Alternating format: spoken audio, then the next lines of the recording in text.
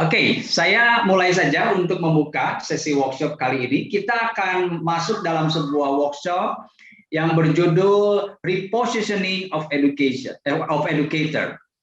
Di dalam workshop ini, kita akan sama-sama dilengkapi oleh seorang narasumber yang luar biasa. Ibu Justina Ani Sastradinata, SH.MPD. Yang biasa disapa sebagai kakak bosnya kita, yaitu Kak Ani Pangela. Beliau adalah istri dari Bapak Pendeta Insinyur Samiton Pangela, MPD, memiliki tiga orang anak dan 2 menantu, serta 3 orang cucu. Wow, sudah luar biasa ya, 3, 2, 3. Wow. Beliau pun menulis buku tentang pendidikan, yaitu mendidik anak dengan kasih sayang, yang berjudul Touching Heart, Changing Mind. Wah, luar biasa. Beliau juga menjadi salah satu pendiri di dalam PAUD dan PKBM Nafiri Study Center Homeschooling. Dan beliau juga aktif sebagai pengurus ASAPENA, Asosiasi Sekolah Rumah dan Pendidikan Alternatif Indonesia. Beliau juga aktif sebagai koordinator pendidikan dasar dan homeschooling Asosiasi Pendidikan Bethel. Sebagai informasi buat Bapak Ibu, bahwa di dalam workshop kali ini kita akan dibagi 3 bagian. Pertama, akan ada pemaparan materi dari narasumber. Kedua, akan ada penanggap. Dan yang ketiga ada Q&A atau tanya jawab. Nah, untuk tanya jawab ini, Bapak Ibu dapat mengisinya melalui link Google Sheet yang akan dibagikan oleh panitia di kolom chatnya. Jadi nanti kalau nanya tidak secara langsung, tapi melalui chat di Google Sheet-nya. Nanti kita akan pilih mana-mana pertanyaan yang mungkin bisa diangkat untuk bisa melengkapi setiap kita semua. Dan kalau bisa, di dalam pertanyaan itu ditujukan kepada siapa? Pertanyaan untuk Ibu Ani atau sebagai narasumber atau sebagai penanggap kepada Ibu Shanti, ya. Demikian mungkin untuk mendahului di dalam sesi workshop kali ini, kita akan persilahkan Ibu Ani boleh mengisi ruangan. Kelihatannya langsung aja ya Pak Sandi. Ya, langsung saja ya. Oke. Selamat sore kepada Bapak Ibu, saudara-saudari yang tercinta, yang berada di berbagai kota, pasti dari Indonesia ya. Yang sampai dari ujung, dari Sabang sampai Merauke, saya tidak tahu nih, berapa? 85 ya peserta, dan bertambah terus. Baik, saya akan share screen. Semoga bisa dilihat dengan baik. Oke, saya mulai dari awal ya, karena ini tadi dicoba. Oke. Nah, terlihat dengan jelas, Bapak Ibu? Repositioning of Educator. Nah, ini menjadi pertanyaan buat kita semua, yang tadi pagi juga ketika sesi daripada Pak Samuel Tarigan, banyak yang bertanya, dengan kondisi teknologi yang begitu maju, bahkan dengan dampak revolusi industri 4.0, bagaimana posisi daripada guru-guru? Apa yang harus dilakukan dan bagaimana ya ke depannya? Nah, ini banyak yang bertanya seperti itu. Semoga dengan waktu yang singkat ini, karena saya dengan cepat akan menjelaskan, Bapak Ibu setidaknya dapat mendapatkan inspirasi ya untuk apa yang dilakukan ke depan. Siapa sebenarnya edukator itu? Jadi bukan karena jabatan dia adalah seorang guru atau dosen, tetapi ternyata Bapak Ki Hajar Dewantara, saya ambil pinjam daripada filosofi dari Menteri Pendidikan kita yang pertama. Beliau berkata, setiap orang menjadi guru, setiap rumah menjadi sekolah. Jadi ternyata setiap orang itu menjadi guru. Baik kita orang tua, maupun mungkin kita adalah seorang kakek dan nenek, atau kita menjadi seorang tante atau om, di mana saja kita menjadi juga seorang kakak, kita mendidik anak-anak di tengah-tengah kita, bahkan manusia di tengah-tengah kita, di lingkungan kita.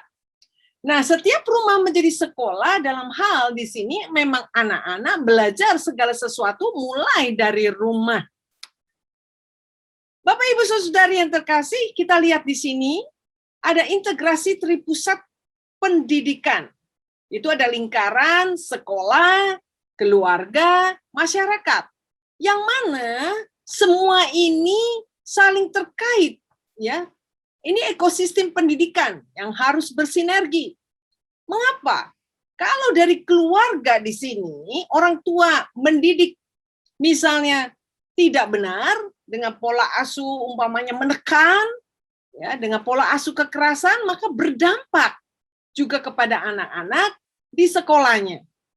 Demikian kalau sekolah juga melakukan hal yang sama, guru-guru tidak bisa sabar dengan anak-anak, maka apa yang terjadi itu berpengaruh kepada masyarakat, komunitas. Oleh sebab itu penting kalau keluarga kuat di sini berdampak kepada komunitas, maka bangsa itu menjadi kuat. Nah, Bapak Ibu, bagaimana kita lihat di sini kembali anak-anak atau murid di sini berada di tengah-tengah yang namanya sekolah, lalu kemudian keluarga, lalu ada komunitas. Kita nggak bisa berkata begini, itu anak siapa? Sebodoh amat, yang penting anak sendiri selamat. Anak sendiri yang mesti pintar.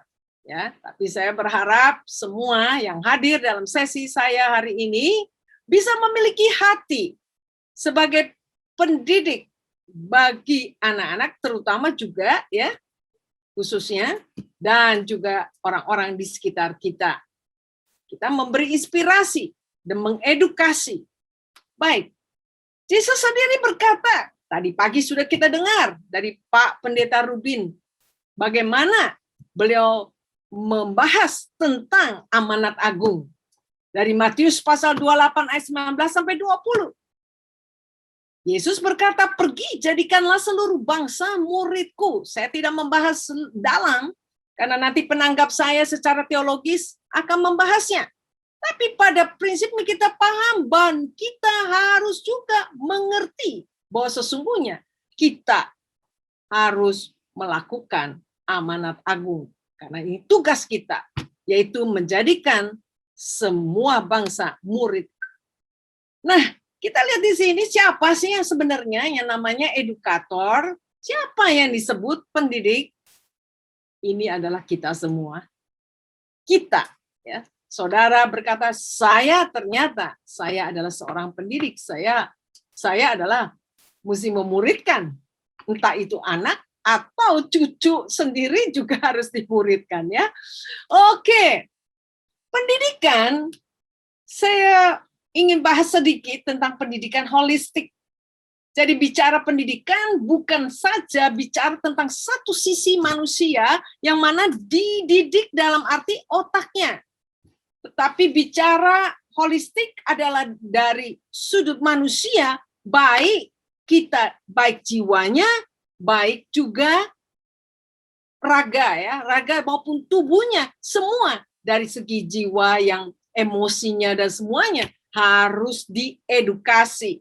Jadi, goalnya menjadi serupa Kristus, ini sebagai para pendidik Kristen, kita mesti tahu dan mesti sadari bahwa goal daripada pendidikan yang kita berikan kepada anak-anak didik kita menjadi serupa Kristus. Indonesia sampai saat ini masih menerapkan pendidikan konvensional, Bapak Ibu, yaitu pendidikan yang berfokus pada guru sebagai sumber informasi. Tapi kita lihat kan sekarang informasi bisa didapat dari mana saja anak-anak, ya baik dari laptopnya, komputernya, iPad-nya, handphonenya, mereka bisa mencari informasi apa saja, bahkan belajar apa saja. Jadi adanya hadir guru-guru elektronik namanya. Bagaimana pendidikan konvensional ini selain berfokus pada guru dapat dilihat pula dari sikap orang tua yang lebih mementingkan perkembangan kognitif atau dapat dikatakan score oriented. nilainya harus bagus, juara 1, hebat ya, supaya besok ada bahkan ranking seperti itu, berprestasi.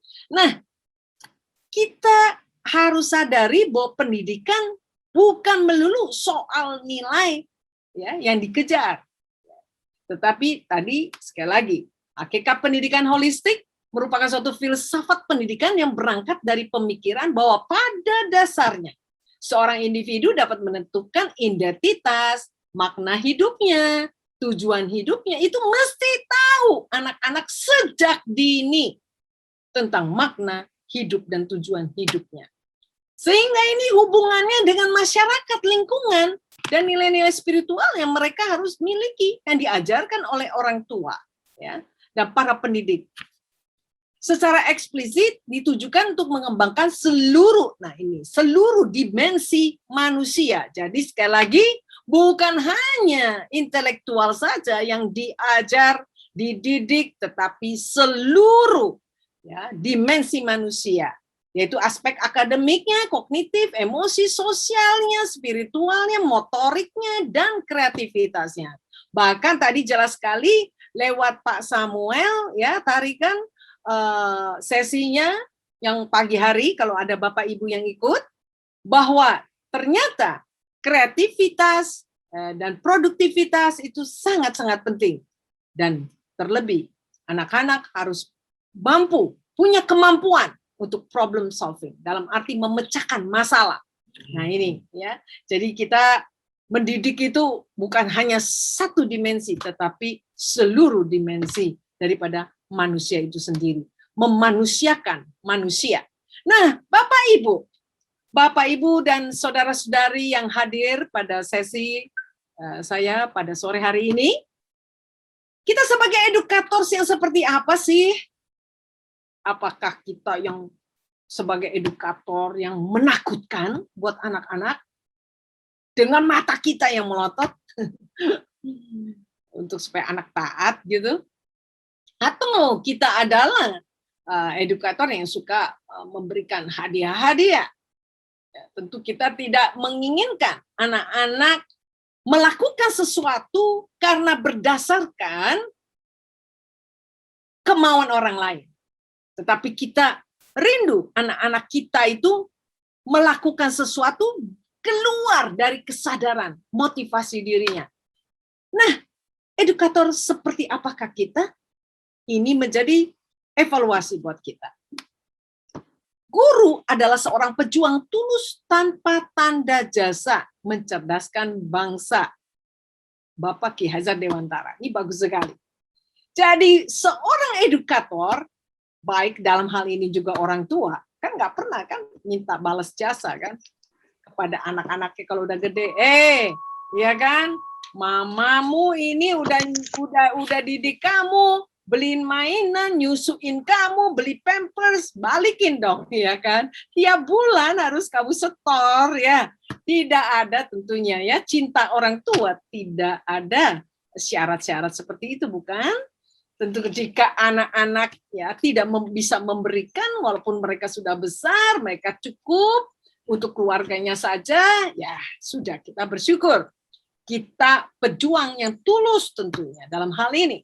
Nah, saya rindu supaya guru-guru yang ada, para pendidik, edukator yang ada bersama-sama dengan saya, memiliki hati yang tulus, bukan saja karena gaji ya atau gaji sebulan.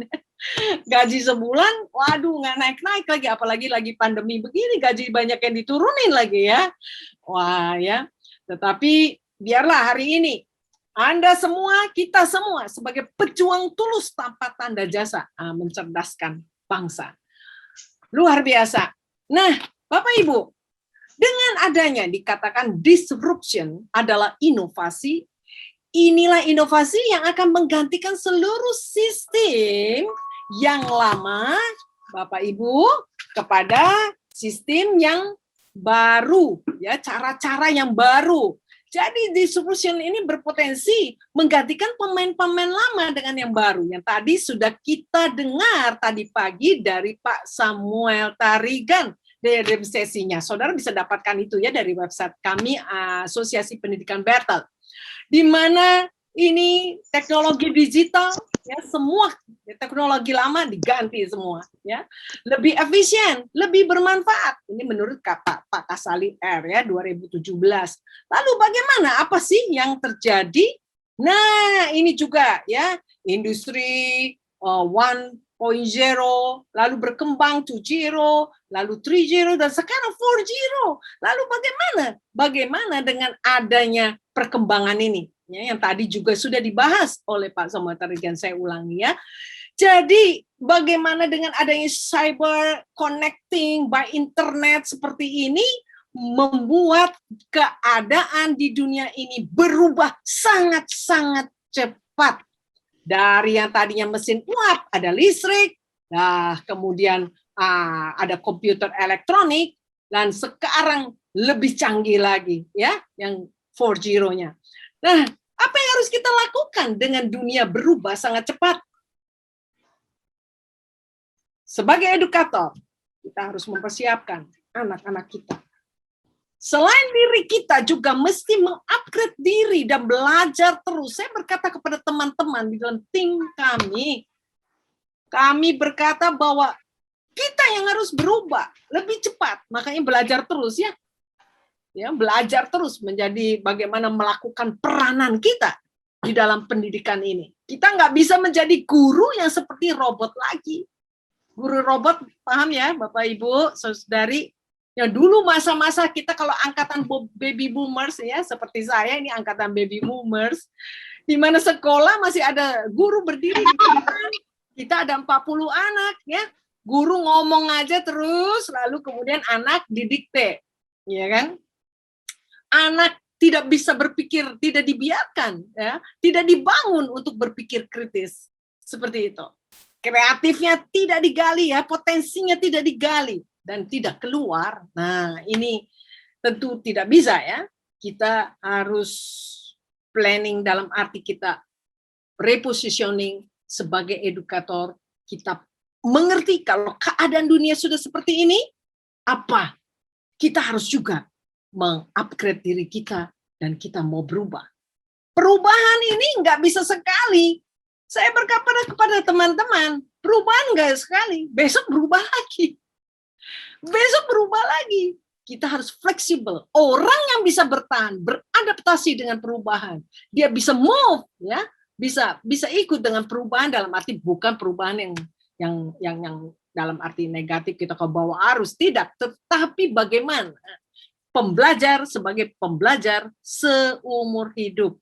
Saya sebagai orang yang sudah juga seorang nenek ya, saya dipanggil grandma dari 3 orang cucu, saya masih belajar sampai hari ini, Bapak Ibu. Jadi tidak berhenti belajar karena dunia berubah dengan cepat seperti ini ya.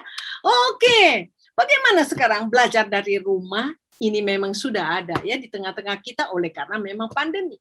Tetapi apa yang sesuai model pembelajaran yang sedang terjadi dan bagaimana ya? Apakah memang model yang seperti 40 orang di dalam satu kelas lalu kita guru berdiri dan mengajar seperti guru robot itu? Nah, di sini dalam pembelajaran dari rumah tadi, bagaimana anak-anak ada dengan guru atau orang tua maupun edukator dalam hal ini punya ada personal touch. Nah, di sini. Nah, kalau kita lihat pembelajaran sekarang juga ada yang namanya lewat YouTube, Zoom, ya, Google Classroom, banyak anak-anak yang boring dikatakan. Tetapi yang sudah mengerti dan memahami itu paham kalau dapat sumber-sumber dari wah senang ya. Jadi kita mesti juga atur anak-anak kita ya di dalam jam-jam melihat daripada laptopnya, iPad-nya ya. Kita harus memimpin mereka, membimbing mereka, menemani mereka tentunya supaya mereka bisa mandiri di dalam belajar. Baik, saya meminjam Society 5.0 ya, istilah dari negara Jepang ini karena Jepang sudah me-launch daripada apa? Me-launching Society 5.0 ya. Karena di mana-mana itu robot memang bakal di mana-mana ya, ibu-ibu, bapak, karena jangan heran besok ya di mall-mall bisa aja ya robot digandeng-gandeng gitu ya. Sekarang kan di mana-mana semua bawa HP kan. Besok yang dibawa adalah robot, bukan robot yang model mesin, robotnya model manusia, tetapi di dalamnya mesin. Mari sebentar kita saksikan. Perkenalkan, inilah Sophia, robot pertama di dunia yang memiliki status kewarganegaraan seperti layaknya manusia. Robot yang dirakit di Hanson Robotics ini resmi menjadi warga negara Arab Saudi sejak 27 Oktober lalu.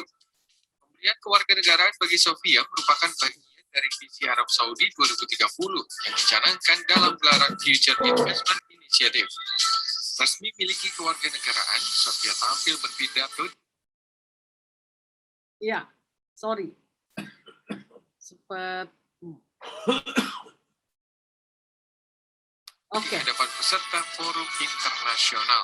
Sophia, I hope you're listening to me, that you have been now awarded what is going to be the first Saudi citizenship for a robot. Oh, I would thank very much the Kingdom of Saudi Arabia. I am very honored and proud for this unique distinction.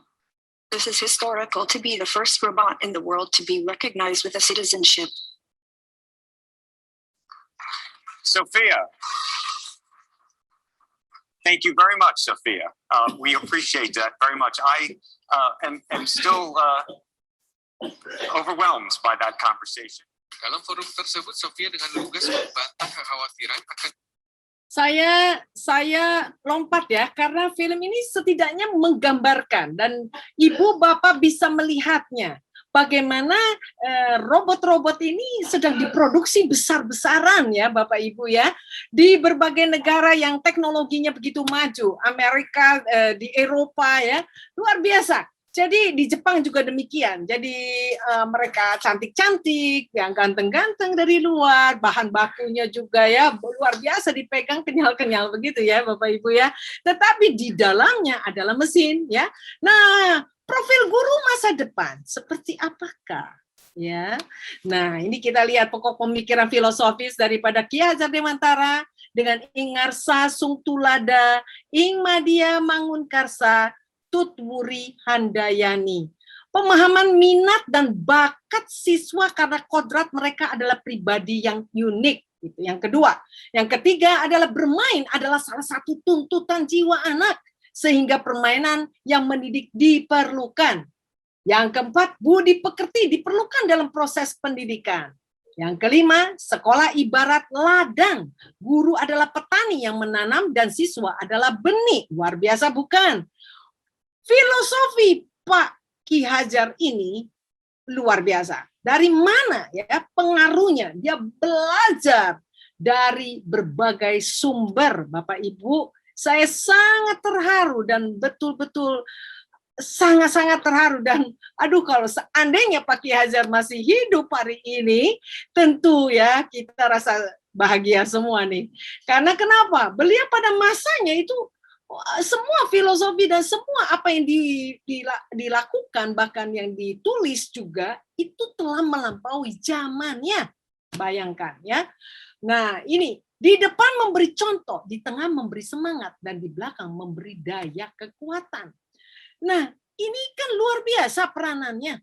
Bahwa bagaimana yang namanya guru, murid berada di depan. Dengan kata lain, memerdekakan murid menjadi mandiri, bayangkan. Jadi di sini fokusnya bukan guru, tapi murid, si anak itu menjadi fokus daripada pendidikan itu sendiri, Bapak Ibu. Ya, nah beliau terpengaruh dalam arti 3 tokoh pendidikan ya, yang mempengaruhi filosofinya ya, yaitu Friedrich Froebel, yaitu pendiri taman kanak-kanak yang kita kenal ya, pedagogi dari Jerman ini luar biasa beliau. Lalu Maria Montessori, saudara juga mungkin kan sudah tidak asing lagi. Ahli pendidikan ini luar biasa. Tagore, ini adalah peraih Nobel sastra yang pertama. Lalu bagaimana sih kontribusi Froebel? Yang penting di dunia adalah kindergarten ya. Dia percaya bahwa dengan anak-anak sudah bisa belajar dari masa kecil. Jadi dari Froebel kita bisa memahami pentingnya. Nah, yang namanya nilai pendidikan, mendidik anak sepenuhnya ya, secara semua dari berbagai dimensinya. Nah, saya dengan singkat lihat lagi Montessori juga. Kalau ibu-ibu bapak pernah dengar kan? dan pernah ya, sekolahnya sudah ada juga ya di Indonesia ya. Diberikan banyak kebebasan anak-anak untuk bermain, menyediakan struktur dan tujuan daripada pembelajaran itu. Luar biasa. Fun, belajar itu fun lah ya. Ini yang mempengaruhi daripada Bapak Ki Hajar Dewantara. Demikian pun yang disebut oleh Bapak Tagore ini. Beliau kebebasan dan alam ini menjadi metode of nature. Jadi Ki Hajar ketika beliau sempat diasingkan di Belanda oleh karena beliau sering ya, beliau itu sangat jenius ya, sampai dia diasingkan ke Belanda oleh karena beliau sering menentang Belanda, sering membuat tulisan-tulisan yang sangat melawan Belanda seperti itu. Lalu dibuang ke Belanda, tetapi apa yang terjadi? Beliau belajar, bukan yang diam saja, belajar segala ilmu-ilmu pendidikan ini. Wah, luar biasa ya. Nah, beliau maka pulang kan membuat taman siswa tuh ya, Bapak Ibu ya. Saya terlalu panjang bicara tentang Ki Hajar Dewantara, tapi satu hal ya saya ingin bagikan. Saya mau bertanya kepada Bapak Ibu, saudara-saudara, ketika anak lahir, itu ibarat kertas kosong atau ibarat kertas sudah ada ya bentuknya gitu, tapi pudar, buram, masih buram, sama-sama. Mana yang saudara pilih? Dulu mungkin saudara dengar, anak itu lahir ibarat kertas kosong. Jadi saudara mau coret-coret semua saudara. Seperti yang saudara mau. Saudara mau mendidiknya, itu berarti seperti telur ya. Itu telur menetas karena kekuatan dari dalam saudara. Tapi kalau saudara telur, saudara pegang erat-erat, saudara tekan, pecah. Nah, itu ya. Jadi nggak bisa ya kalau dibilang ibarat kertas kosong, itu anak itu saudara jadi semaunya. Saudara bilang kan anak belum mengerti apa-apa. Jadi saudara mesti cekokin gitu kan. Ini keliru ya. Jadi anak ternyata ada blueprint-nya.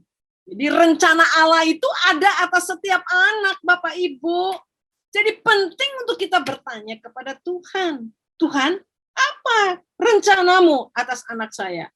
Apa rencanamu atas murid-murid yang kau beri ini? Mungkin ada mungkin ada namanya Christopher, ada yang namanya Natalia, atau siapa. Apa Tuhan yang engkau mau atas anak ini? Saudara mesti dapatkan. Jadi dengan demikian, saudara bisa mendidiknya sesuai dengan rencana Allah. Ya, saudara gali potensinya, apa yang dia punya. Nah, seperti itu ya. Jadi personalized learning. Ini kecerdasan, disebut kecerdasan tuh apa sih kecerdasan? Kecerdasan ini, Bapak, Ibu, bukan ranking, bukan bicara angka, rapot hebat ya. Cum laude dan sebagainya, tetapi bicara tentang bagaimana kemampuan seorang anak memecahkan masalah serta karya dihasilkan oleh anak tersebut. Ini penting ya, kecerdasan itu beragam bukan tunggal ya Bapak Ibu. Jadi ini Bapak Howard Gardner dia mengungkapkan tentang bagaimana yang namanya kecerdasan majemuk. Jadi lahirkan anak-anak yang mampu menghadapi tantangan di zamannya. Kita harus lahirkan itu sebanyak-banyaknya, ya Bapak Ibu. Baik. Nah, jadi peran kita apa sih? Dengan singkat ya, saya masuk ke sini. Peran orang tua dan guru. Jadi kita sebagai mentor, kita sebagai konselor, dan kita sebagai seorang coach. Maksudnya seperti apa? Pendampingan yang kita berikan, seperti juga yang tadi Bapak Ki Hajar Dewantara sudah ungkapkan tentang Tutwuri Handayani. Jangan lupa, pendidikan bukan hanya sekedar untuk diberi pengetahuan, tetapi all dimensi, semua dari berbagai sisi. Sebagai konselor, kenapa perlu? Ya, perlu karena anak-anak banyak hal ya di dalam dirinya yang terjadi. Belum luka-luka yang dia alami, luka emosi, baik dari mungkin perkataan orang tua, mungkin dari pukulan yang keras dari orang tua, entah dari teman dibully. Nah, semua itu penting untuk dilakukan yang namanya konseling. Konselor, ilmu bertanya, tetapi penuh empati kepada anak-anak. Ya. Jadi konselor menyelesaikan masa lalu, tapi coach bagaimana? Coach adalah membawa anak-anak itu ke depan. Ke depan, anak-anak bisa melihat bagaimana makna hidup, tujuan hidupnya, apa dream-nya. Nah, ini penting untuk guru-guru melatih diri sebagai seorang coach, melakukan coaching kepada anak-anak kita. Oke. Jadi sejak dini anak-anak menemukan tujuan hidup dan makna hidup. Apa pentingnya? Kalau mereka tahu tujuan hidupnya apa dan makna hidupnya apa, maka mereka akan menjadi manusia yang merdeka dan bahagia tentunya. Bahagia di dalam Tuhan. Dan saya rasa ya sudah terakhir kita akan saksikan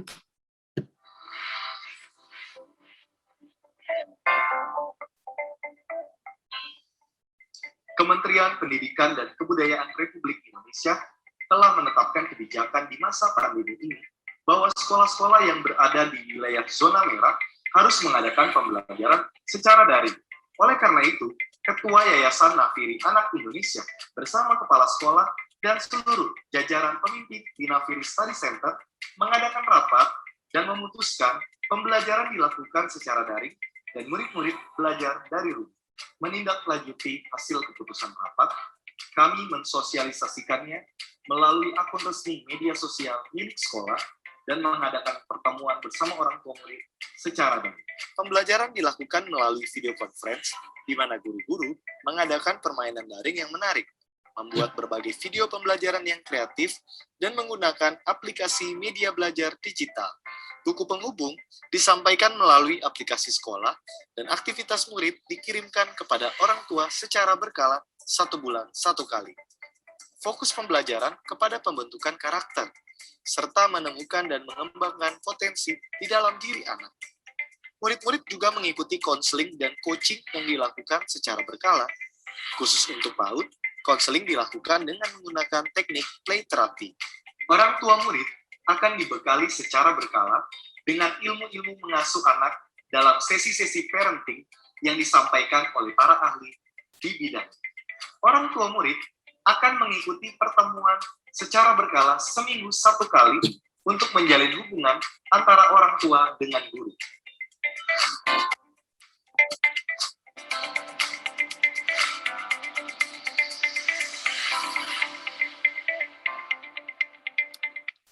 Ini adalah tadi sudah kita lihat adalah contoh supaya bisa memberikan inspirasi.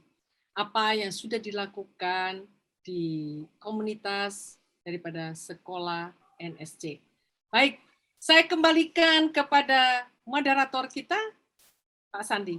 Wow, luar biasa. Thank you ya Kak Ani udah memaparkan materi yang menurut saya ini padat, tajam, dan berisi. Wow, keren banget. Kita bisa mendapatkan banyak informasi ya dari situ dan belajar sesuatu yang bisa mendorong kita untuk melakukan sesuatu yang lebih baik. Saya melihat memang pendidikan saat ini perlu berubah. Di saat zaman sudah semakin berubah. Akan menjadi sebuah masalah ketika kita melihat zaman berubah, pendidikan tidak berubah. Nah, ini penting bagi setiap kita untuk bisa menyadari tentang posisi pendidikan bagi setiap kita. Nah, selanjutnya kita akan masuk pada satu sesi penanggap, di mana sesi penanggap ini akan dibawakan oleh Ibu Shanti Demulya. Beliau berpendidikan doktor insinyur. Wah, insinyur menjadi pendidik, di mana dia saat ini mendirikan sebuah sekolah Cahaya Cemerlang. Selain itu dia juga sebagai kepala sekolah di dalamnya. Dan saya percaya panggilannya dia di dalam pendidikan akan memberikan sebuah inspirasi bagi setiap kita dan sama-sama menajamkan materi kita saat sore hari ini. Waktu dan tempat kami persilahkan Ibu Shanti. Terima kasih Pak Sandi. Luar biasa, salam sejahtera Bapak Ibu para pendidik sekalian. Terima kasih Kak Ani. Luar biasa, kita satu hati ya. Kalau kita bicara pada hari ini mengenai educators, repositioning of educators. Apa posisi yang seharusnya di dalam kehidupan, khususnya pada situasi seperti ini ya, kita harus melihat kembali kepada akarnya. Kata education berhubungan dengan kata dalam bahasa Latin educere, yang berarti mengeluarkan sesuatu, to bring out.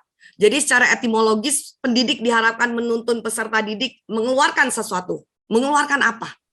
Mengeluarkan yang terbaik dari diri mereka. Segala sesuatu yang baik, yang belum Tuhan... keluar, Bu. Sorry, Bu. Belum keluar apanya PPT-nya.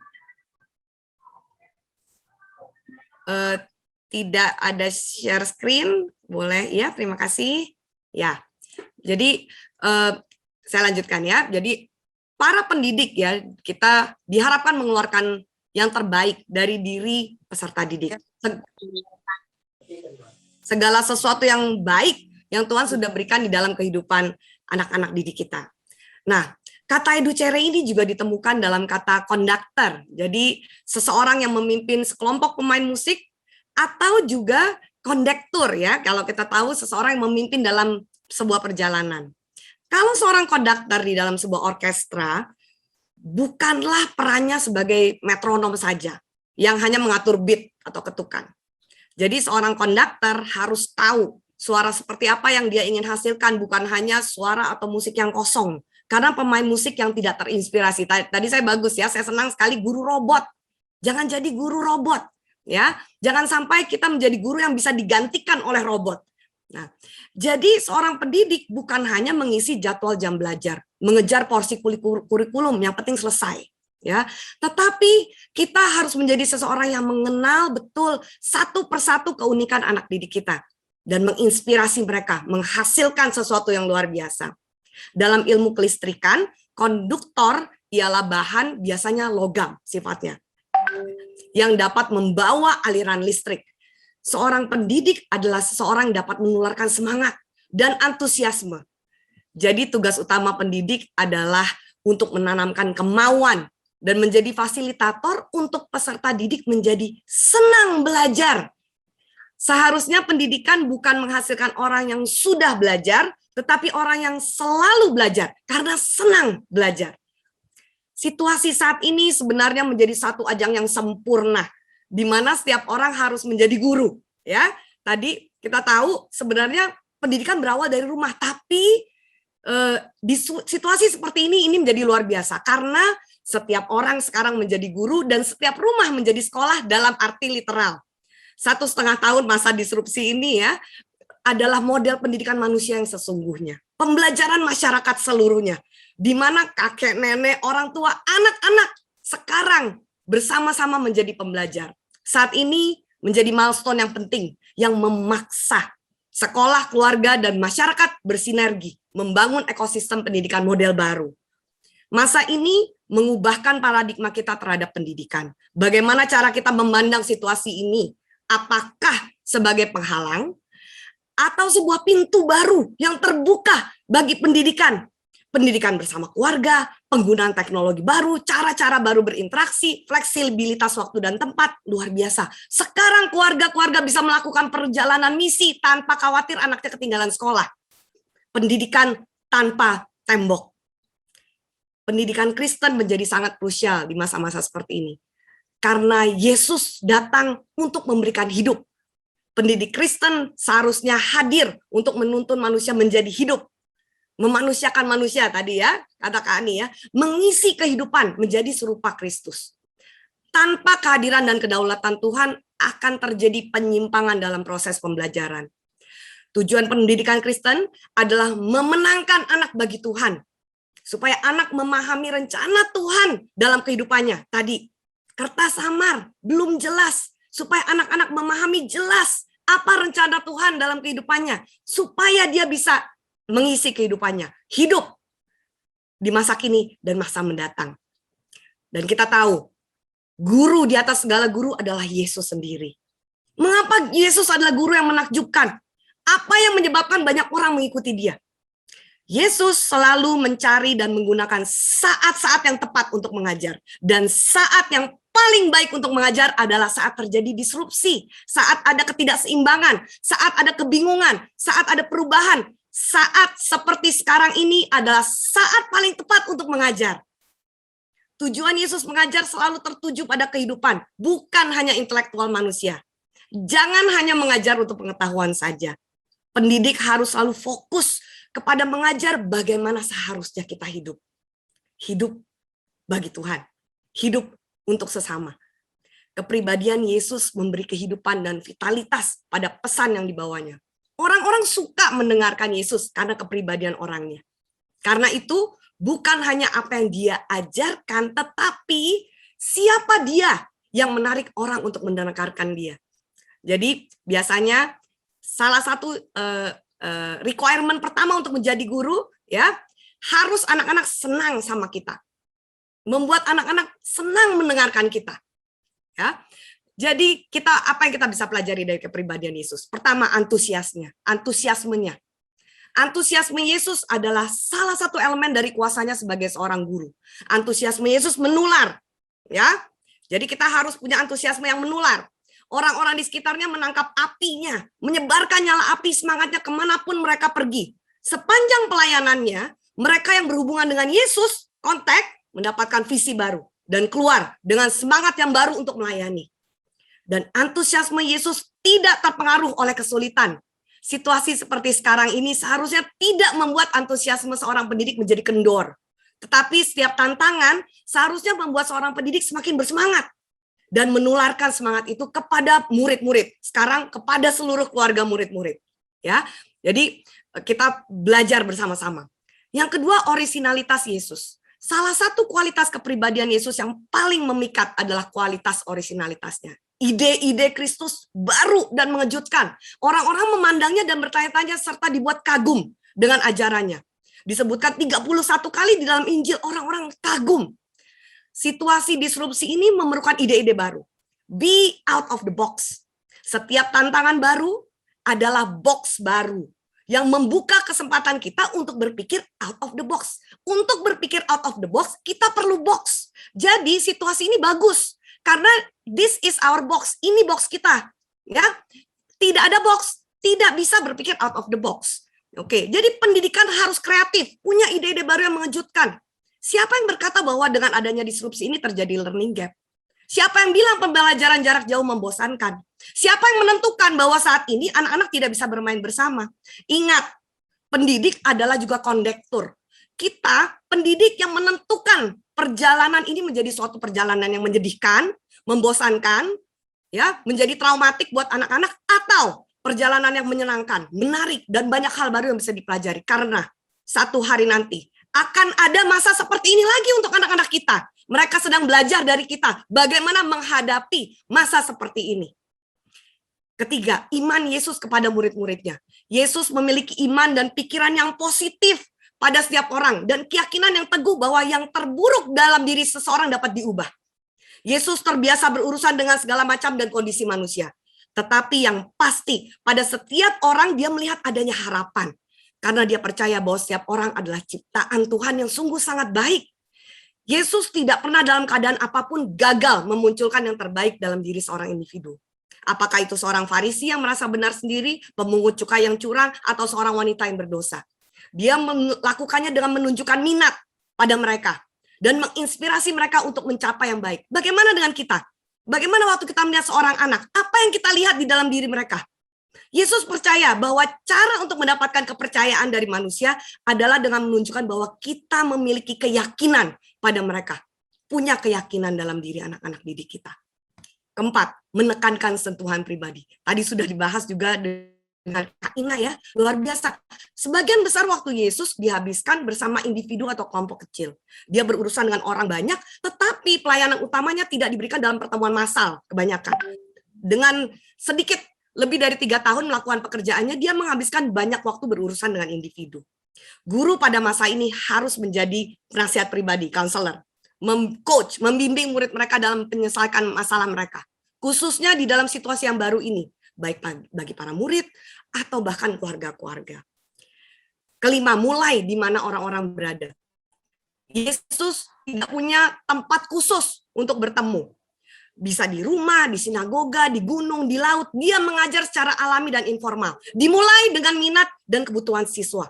Personalized learning. Setiap anak adalah cerdas dan unik dengan segala sesuatu yang baik yang Tuhan sudah berikan. Tugas pendidik adalah kita mencari tahu. Bring them out. Educere. Yesus mulai bukan dengan ajaran yang sudah dirumuskan. Ada pokok bahasan, ada tradisi, atau bahkan dengan Alkitab. Tetapi mulai dengan orang-orang yang hidup. di mana mereka berada, pengalaman hidup mereka, kebutuhan masing-masing. Setiap situasi adalah sebuah kesempatan untuk belajar. Mulai dengan situasi yang luar biasa ini untuk belajar. Belajar metode baru, belajar teknologi baru, belajar peka memperhatikan anak dari layar, belajar cara bermain social distancing, belajar menghargai waktu berkumpul. Sekarang kita belajar bersyukur atas kesehatan, belajar berdoa tidak berkeputusan, belajar bergantung pada Tuhan, belajar mengalami hal-hal yang selama ini hanya kita baca di dalam Alkitab. Kita selama ini hanya baca tentang plague, wabah, ya. Tapi sekarang kita bisa mengalaminya. Puji Tuhan. Belajar tidak bosan, belajar tetap berharap, tetap semangat. Yang terakhir, tahu sumbernya. Yesus memulai pengelayanannya dengan menghabiskan 40 hari sendirian di padang belantara. Pada saat-saat penting dalam hidupnya, ia kembali kepada Tuhan, mengarahkan kembali dirinya kepada Bapa dan berdoa. Pagi-pagi benar ketika hari masih gelap, Yesus bangun dan pergi ke tempat yang sunyi, lalu dia berdoa di sana. Yesus tahu bahwa kekuatannya adalah saat dia bersama Bapanya. Kekuatan kita sebagai pendidik, baik orang tua maupun guru, adalah saat kita bersama Tuhan. Kita dapat melakukan segala perkara karena Yesus yang menguatkan kita. Reposisi diri kita sebagai pendidik, masuk dalam hadirat Tuhan, datang kepada hikmat Tuhan. Terima kasih Tuhan, supaya kita terus dapat mengasihi murid-murid kita. Melihat seperti Yesus melihat, tahu bahwa kekuatan dan kuasa yang membangkitkan hanya dapat kita peroleh saat kita ada di dalam Tuhan. Tuhan Yesus memberkati kita semua. Wow, dahsyat nih. Waktu 10 menit bisa memberikan kita sebagai sebuah energi baru bagaimana kita melihat posisi kita sebagai pendidik. Dari sini saya belajar tentang akhirnya kita sebagai pendidik perlu belajar pada Yesus sebagai guru sejati. Ternyata memang kita bisa melihat bahwa Yesus itu layak dipanggil oleh murid-muridnya sebagai guru. Dia nggak pernah dibilang sebagai yang lain, sebagai guru. Wah, itu suatu predikat yang luar biasa. Nah, Yesus selalu melihat yang terbaik dalam diri murid-muridnya dan memunculkan potensi itu menjadi sesuatu yang bernilai tinggi. Dan yang ketiga yang menarik dari apa yang dipaparkan tadi adalah kita sebagai guru tidak membuat anak merasa sudah belajar, tetapi senang belajar. Wah, keren banget. Thank you Bu Shanti buat paparannya. Kita percaya bahwa ini waktu singkat namun penuh dengan makna bagi setiap kita. Nah, pada saat ini kita akan masuk pada sesi tanya jawab. Saya berharap Bapak Ibu semua yang antusias dalam dunia pendidikan boleh bisa meluangkan pertanyaannya. Pertanyaan boleh dituliskan melalui link Google Sheet yang disampaikan oleh panitia. Bisa langsung ditujukan kepada Ibu Shanti atau Ibu Ani. Nanti akan dipilah jawaban pertanyaan mana yang akan dibahas, mengingat waktu juga tidak panjang. Kita hanya punya waktu sampai 18.30 untuk sesi tanya jawab ini. Silakan, mungkin panitia bisa menampilkan pertanyaan-pertanyaan yang sudah disampaikan oleh peserta saat ini.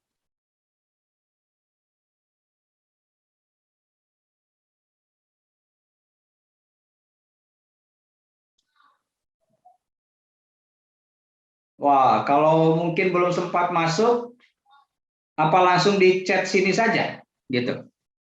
Saya pikir mungkin peserta lagi pada terkesima dengan materi yang disampaikan hari ini. Begitu asiknya mendengarkan sampai lupa bertanya. Luar biasa. Oke, ini ada pertanyaan dari Ibu Dewi Lydia ya. Shalom Ibu Justina. Saya mau bertanya bagaimana implementasi konkret dalam pendidikan anak yang mampu membawa anak menemukan tujuan hidup. Wow, keren banget pertanyaannya, dan silakan Kak Ani boleh bisa menyampaikan jawabannya. Oke, terima kasih untuk pertanyaannya. Saya langsung jawab ya. Bicara tentunya anaknya umur berapa itu pertama itu penting juga ya.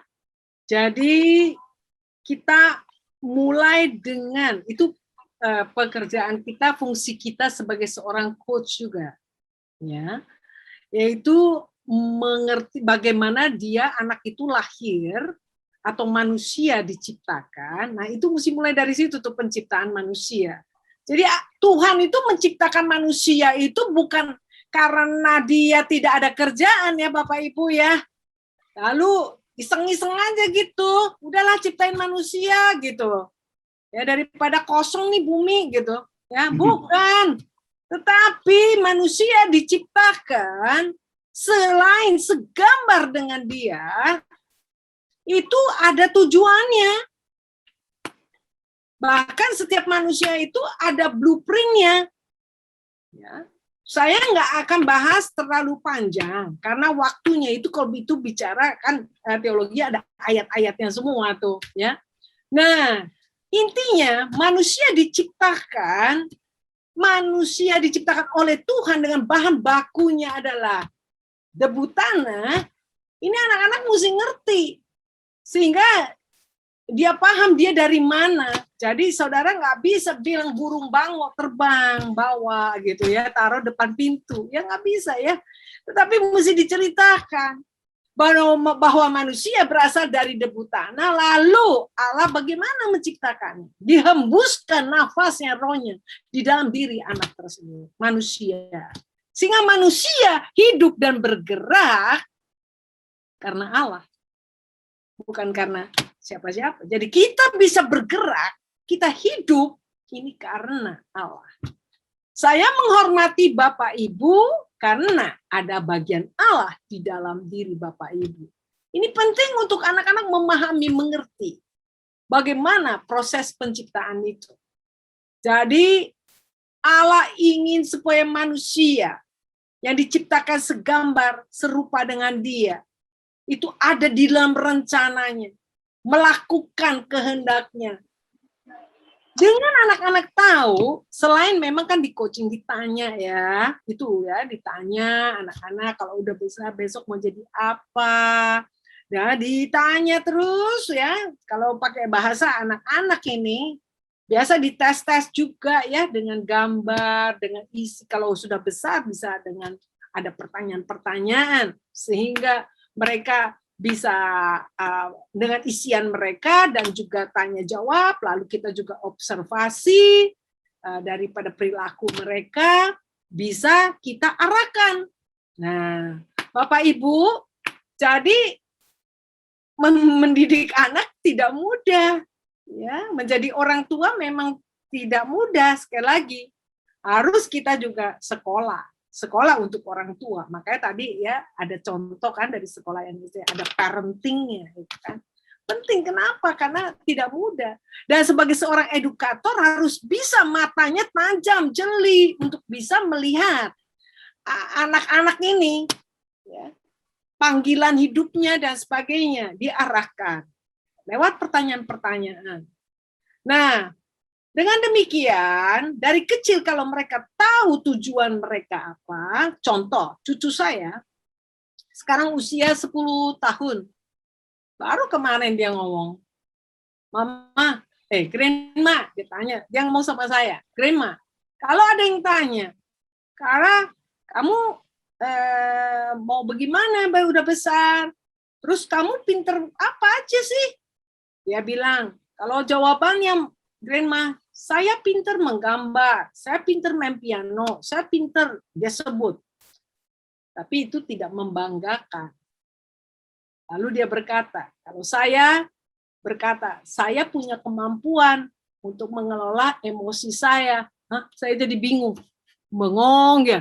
Anak umur 10 tahun ngomong, kalau saya bisa mengelola, saya mampu mengelola emosi saya bangga.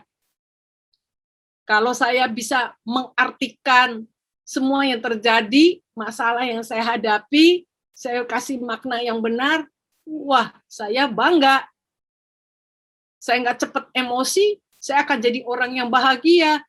Saya ini dengar dari mana? Ya karena bapaknya yang ngajar ya, sama mamanya ya, ibunya ya. Dan tentunya semua ya, mereka dia nguping-nguping juga mungkin ya. Bisa bicara seperti orang dewasa. Yang kecil juga demikian. Mereka melayani mama saya, 82 tahun neneknya. Karena tahu daripada tujuan hidup. Anak berubah, ya. Beda perilakunya kalau tahu tujuan hidup. Nah, saya rasa pendek aja begitulah Pak Sandi. Oke, luar biasa. Memang ini sebuah pertanyaan yang gampang nanyanya tapi menjawabnya perlu dengan hal-hal yang mendalam menjelaskan ini. Dari apa yang Kani tadi sampaikan, mungkin saya bisa kasih garis besar begini.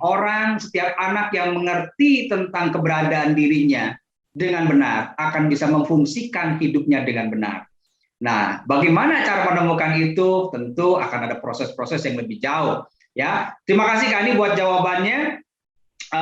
Ini ada lagi mungkin ini ya pertanyaan yang lebih mendalam tadi. Mungkin ini pertanyaan terakhir ya, karena waktu juga sangat mepet. Maksudnya implementasi konkret pada anak itu seperti apa? Anak menemukan tujuan hidup itu khususnya untuk usia TK. Wah, jadi sebenarnya bagaimana sih cara kita mengimplementasikan tentang esensi dari tujuan hidup seseorang pada anak TK mungkin ya? Nah, bagaimana tuh? Pertama-tama ketika kalau ada orang tua di sini, setidaknya dari awal saja kehamilan itu mesti tanya sama Tuhan, karena anak lahir kan nggak ada bawa buku itunya tuh, buku petunjuk. Kalau HP kan saudara beli kan ada buku petunjuknya tuh, harus diapain, charge-nya berapa jam ya, download-nya apa-apa aja ya kan. Kalau seorang anak lahir nggak bawa, tetapi ada blueprint-nya Tuhan seperti tadi loh, bukan kertas kosong, tapi yang samar-samar harus kita pertegas sebagai seorang edukator. Mempertegas yang samar-samar itu ya. Jadi penting dalam hal di sini kita meminta hikmat daripada Tuhan ya, untuk apa yang harus kita lakukan kepada anak ini, bagaimana mendidiknya, karena setiap anak unik, sekali lagi tidak sama ya. Jadi jangan bandingkan kakak adiknya ya, atau dengan temannya. Sekali lagi, jadi penting untuk dia keberhargaan dirinya juga dibangun, bahwa Yesuslah yang telah mati menebus dosa dia. Mulai sejak dini anak mesti tahu bahwa Yesus telah menebus dia, sehingga keberhargaan dirinya itu dia bangun di dalam Tuhan, bukan karena pujian dan sebagainya. Jadi untuk ibu yang bertanya ya, sekali lagi konkretnya penting anak untuk diinjili ya, langsung aja deh ya, daripada panjang-panjang. Anak perlu diinjili mendengar ya Injil, mengenal Yesus sejak dini. Kalau kita nggak injilin dari sejak dini, bagaimana anak tahu tujuan hidupnya kemana? Karena pada dasarnya kita semua mesti tahu tujuan kita bukan di bumi yang ini. Bumi yang kita ini akan, lihat Wahyu pasal 21 ayat 1, semua akan berlalu. Kita akan menuju kepada bumi baru, langit baru. Itu Wahyu 21 ayat 1. Anak-anak mesti tahu bahwa besok kepada kekekalan tujuan yang akhirnya. Nah ya, mereka sekolah dan semua tidak akan sia-sia semua itu. Mereka akan daripada untuk memuliakan Allah di dalamnya. Dan jangan pikir tidak terpakai nantinya, Tuhan udah mau datang, nggak usah belajar. Tidak, pembelajaran seumur hidup itu adalah musim moto kita semua. Ya, jadi sekali lagi konkretnya seperti apa? Ya injili dulu deh. Ya, itu yang paling sederhana ya. Mungkin Bu Shanti mau tambahkan tuh. No, cukup Bu, luar biasa. Setuju saya bilang. Oke, makasih. Oke, luar biasa. Jadi kalau ditanya konkretnya seperti apa, pengen mendidik anak untuk mengenal tujuan hidupnya, koneksikan dulu dengan penciptanya. Karena itu sumbernya ada di situ. Nah, bagaimana cara kita mengkoneksikannya? Itu tugas orang tua ya. Kita diberikan privilege oleh Tuhan untuk mengenalkan siapa pencipta mereka, dan kita punya akses yang cukup besar untuk mengenalkan itu. Luar biasa. Di dalam materi ini saya percaya ini tidak panjang tapi penuh dengan makna. Bapak Ibu, kita menyadari waktu kita sangat terbatas ya. Dengan apa yang sudah kita dengar dari Bu Ani dan Ibu Shanti, saya percaya ini semua dapat memberikan sedikit wawasan atau membuka paradigma yang mungkin selama ini kita nggak mengerti dalam dunia pendidikan. Dan semoga paparan ini boleh menjadikan sesuatu yang membawa semangat lagi buat setiap kita untuk semakin berkontribusi di dalam dunia pendidikan. Oke, itu saja mungkin. Kita berikan aplaus dulu dong untuk para pembicara kita, Ibu Hani dan Ibu Shanti. Kita terima kasih untuk kesediaannya berbagi bagi setiap kita.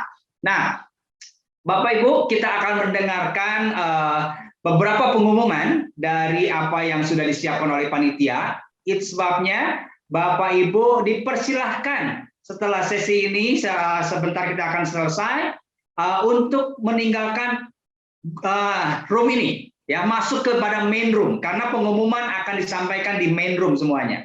Oke, demikian sesi workshop ini telah disampaikan dengan baik dan luar biasa. Kita ucapkan terima kasih untuk Bu Ani dan Ibu Syanti. God bless you buat semuanya yang saat ini hadir. Tuhan memberkati.